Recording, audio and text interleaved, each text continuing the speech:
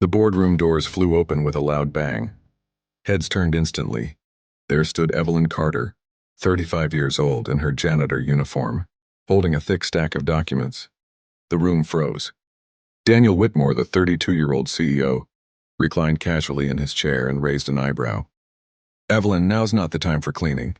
Please leave," he said with a smug grin. But Evelyn didn't move. She stepped forward and dropped the files onto the table with a solid thud. Her voice was calm but firm. "Actually, Mr. Whitmore, you're the one who needs to leave.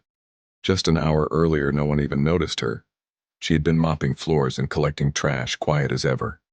From the hallway, she overheard Daniel and his right-hand man, Jason, chatting. "Honestly, Dan," Jason had said, "we should fire the whole cleaning staff. Get robots in. Who cares? It's not like any of them own shares." Daniel laughed. "Right? They're lucky we let them in the building at all." Evelyn's hand tightened around the mop. For 15 years, since she was 20, she had cleaned these floors. She had stayed invisible, watching the company change. She had watched Daniel's father, the founder, run Whitmore Industries with integrity and vision. When he died unexpectedly, he left the company to someone unexpected, his estranged daughter, Evelyn. She had chosen not to reveal her identity then. Instead, she let the board install Daniel, hoping he would mature into a responsible leader. But he didn't. Over the years, she watched him slash jobs, bully workers, and laugh at the people her father once protected. And today crossed the line. She had spotted a memo in the trash marked confidential. It outlined plans to lay off 40% of the company's staff. No severance. No support. Evelyn's heart sank. These weren't just names on paper. These were real people. People with rent, kids, and bills, people like her. Then came the sound of laughter from the boardroom again. "If they can't afford to live," Daniel had said, "maybe they shouldn't be so lazy." Her jaw clenched. Enough was enough. She marched straight to the legal department. The young lawyer behind the desk looked puzzled. "Ma'am, can I help you?" Evelyn reached under her shirt and pulled out a small key on a chain. "This unlocks the safe with the original share certificates," she said. "My name is on them." The attorney blinked.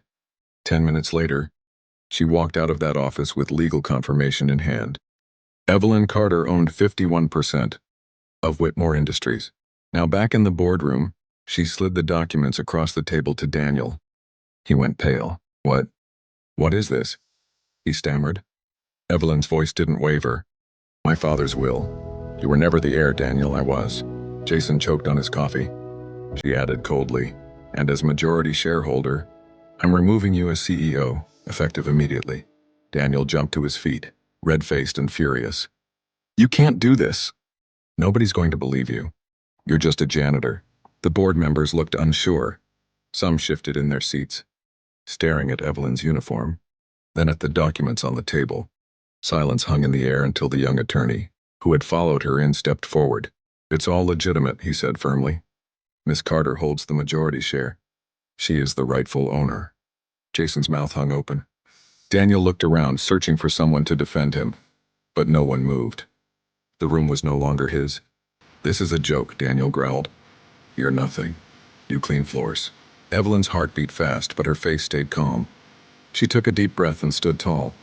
"Maybe I did clean floors, but I also own the floors, and the walls, and the company you just ran into the ground." Security entered the room quietly, but with purpose.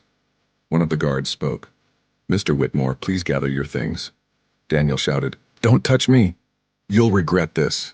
This is my company." Evelyn didn't even flinch. "No, Daniel. It never was. My father trusted me to protect it. You were just borrowing it, and you failed." As security let him out, his voice faded behind him. Some board members clapped softly. Others sat in stunned silence. For Evelyn, none of it mattered. She walked calmly to the head of the table and took Daniel's seat, the seat that had always been meant for her. Within a month, everything changed. The headlines were everywhere. From janitor to CEO, Evelyn Carter reclaims her father's legacy. Fired staff rehired, company culture restored. Whitmore Industries turns the page. Evelyn rehired the cleaning staff and every other worker laid off unfairly. She reinstated benefits, boosted salaries, and cleaned out the toxic executives Daniel had protected. But she didn't stop there. She walked the factory floors, greeting employees by name. She listened to their concerns. She reminded them that this company wasn't built by corner offices. It was built by hard work. From every level, Daniel, now jobless and disgraced, watched from the sidelines. His fall from power was swift. His name no longer commanded respect. And Evelyn? She earned every ounce of it, not through privilege, but through grit, silence, and patience. At the annual shareholders' meeting, Evelyn stood before the crowd, smiling as the room erupted in applause. "Funny, isn't it?" she said, her voice warm but strong. "Some people spend their whole lives looking down, never realizing who's really above them." The crowd laughed and clapped, many standing to cheer. And for the first time in 15 years, Evelyn Carter wasn't invisible anymore. She was seen. She was respected. And she was exactly where she was always meant to be. If this story moved you, smash that like button and comment "Karma served" below. Subscribe to Quiet Revenge for more powerful real-life stories like this.